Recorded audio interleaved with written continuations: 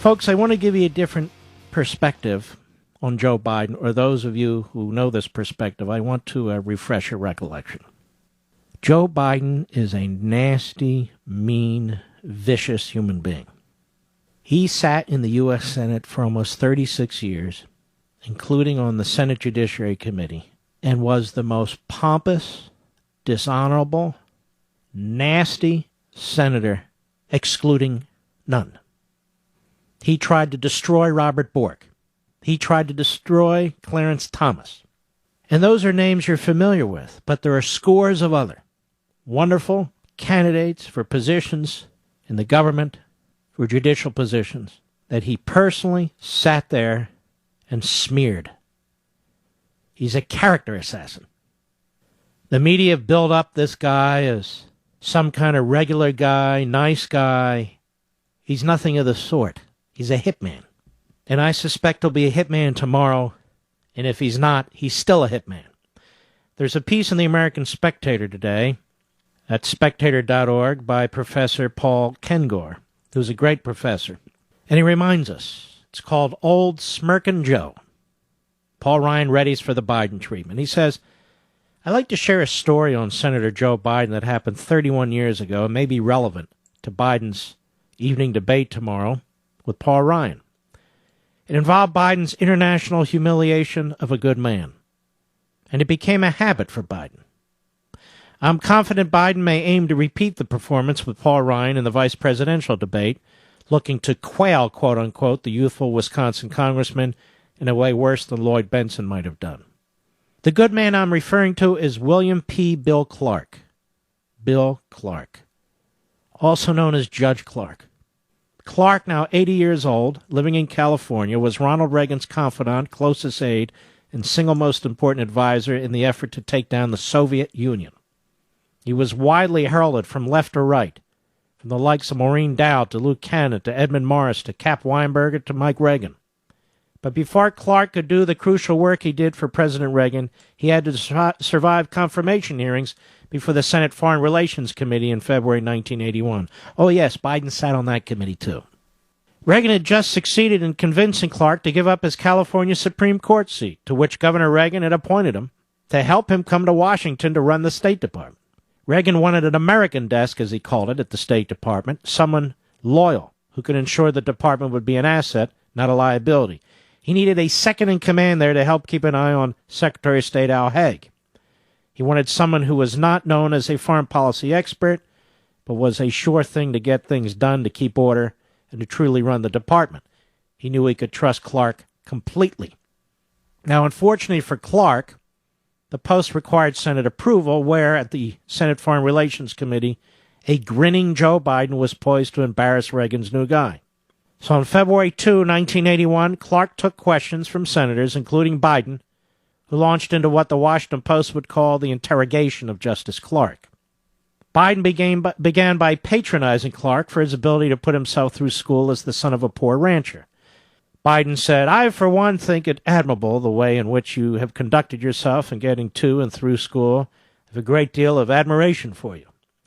Biden then expressed his admiration by placing Clark in the stockade, asking him a series of specific questions he knew the judge would not be able to answer.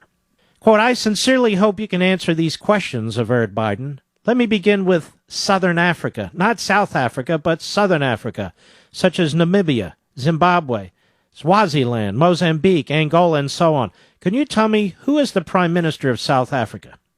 Clark answered, No, sir, I cannot. As the cameras clicked and the evening news cameras crew started salivating, Biden pressed on. Can you tell me who the Prime Minister of Zimbabwe is? Clark said, it would be a guess. Oh, I would love to grill Biden. I would love to grill Biden.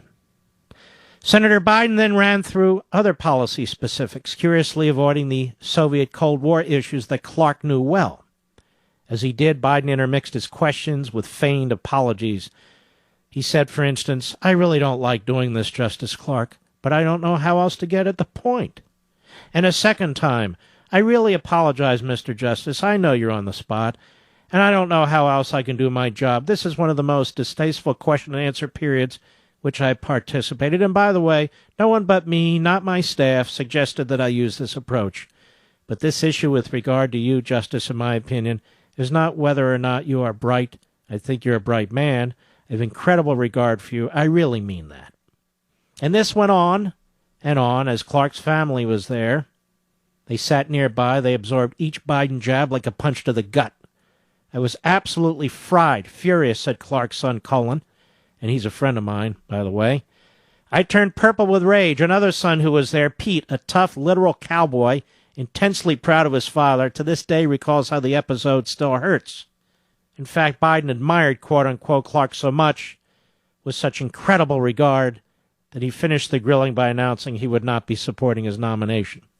For his part, Clark was a paragon of restraint and civility, calmly telling Biden, I respect that position, Senator, before adding, I just have one point to make.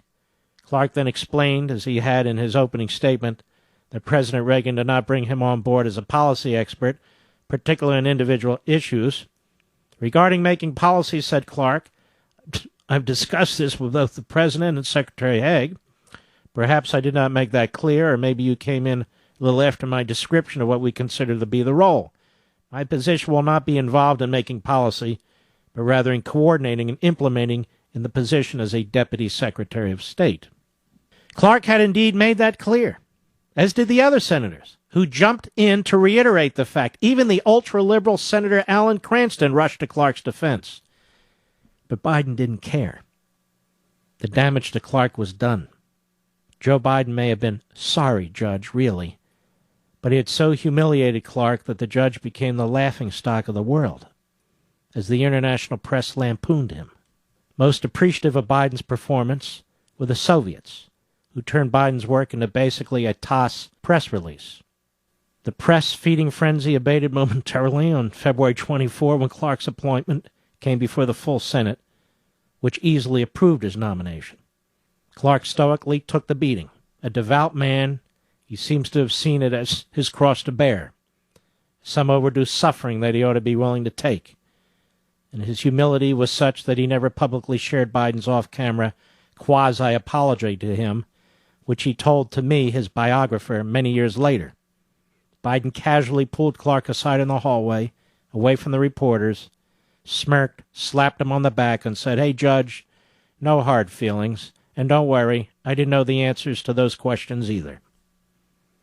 This would hardly be the first time that Biden did this sort of thing. He would do similar things to Ed Meese, with Meese's wife and kids looking on, when Meese was recommended as Attorney General under Reagan, and also to Clarence Thomas, when Thomas was recommended for the Supreme Court.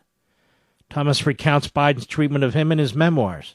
There, too, Biden finished the notorious high-tech lynching of Thomas with the same no-hard-feelings smile. Call it the Biden treatment. That brings me to Paul Ryan, the young running mate of Mitt Romney. What might Paul Ryan expect from a grinning Joe Biden this Thursday evening? My advice is that Ryan be ready for some embarrassing shots. Given that Biden fancies himself a foreign policy expert, whereas Ryan is not, Ryan might want to prepare for Biden peppering him with questions like those he posed to Bill Clark, with a salivating press looking on. If that happens, Ryan should quickly remind Biden that this time it isn't his job to ask questions. Or maybe Ryan could ask Biden if he knows the current level of the federal debt, especially over the last 4 years. Professor Paul Kengar, Professor of Political Science at Grove City College. It's important to remember who Biden is, ladies and gentlemen. He is a vicious hitman. Every major conservative who came before the Judiciary Committee or the Foreign Relations Committee got the Biden treatment. And of course, the irony is Biden is as dumb as a doorknob. But you don't have to be intelligent to do what Biden does. You don't have to be intelligent at all. Maybe we could ask Biden some questions. Mr. Ryan, Paul Ryan, he asks you, who's the president of Botswana? Who's in charge of Burma? You can ask him, who was the 4th president of the United States? How about the 8th? How about the 15th? What about Article 1 of the Constitution, Joe Biden? What does that involve? How about Article 3? You familiar with the Fourth Amendment to the Constitution? How about the Eighth and the Ninth? Be ready with your own shots, Paul. I call him Paul because he's a friend. Be ready with your own shots. Be ready with your own lines. I don't know what Biden will do. He's not bright. He's vicious. And by the way, Bill Clark is a great man. A great man. He was a very, very close top confidant to Ronald Reagan throughout his governorship and much of his presidency, which is exactly why Joe Biden sought to destroy his character. But since Joe Biden has no character, he wasn't able to destroy it or anybody else's.